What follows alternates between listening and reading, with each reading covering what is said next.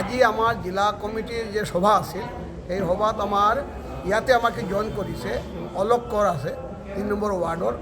এই কংগ্রেসের এই কমিশনার আছিল 2003 পৰা 2015 সাল তো আজি সি কি ক'লে যে নৰেন্দ্ৰ মোদী আৰ আমাৰ হিমন্ত বিশ্ব শৰ্মা ডাঙৰীয়া বা বিজেপি পৰিচালিত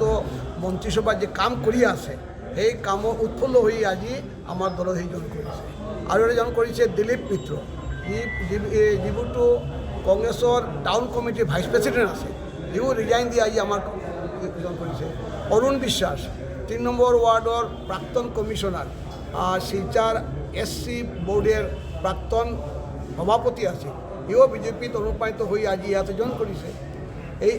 এটা আছে আমার রঞ্জন রায় কুমারপাড়ার জিপি প্রেসিডেন্ট ইও আইকো জয়েন করেছে ডাক্তার আছে আমার ইয়াতে নামটো হল ডাক্তার নীলেন্দু বণিক এসিস্ট্যান্ট প্রফেসর সোনাই এমসিডি কলেজের ই জয়েন করেছে কাজেই এতিয়া ভারতবর্ষত মানে মোদীর যে লেহের আছে সেই মোদীর লেহের গোটাই মানুষ আহিছে আর বহু মানুষ আমার ফোন করেছে জয়েন করার কারণে আমি কইলো এটা পাছত তুমি করি আজি যার একটু আনুষ্ঠানিক আমি সিম্বলিক করিলো আগতে চলি থাকিব 2-3 মাস এইভাবে চলি থাকিব।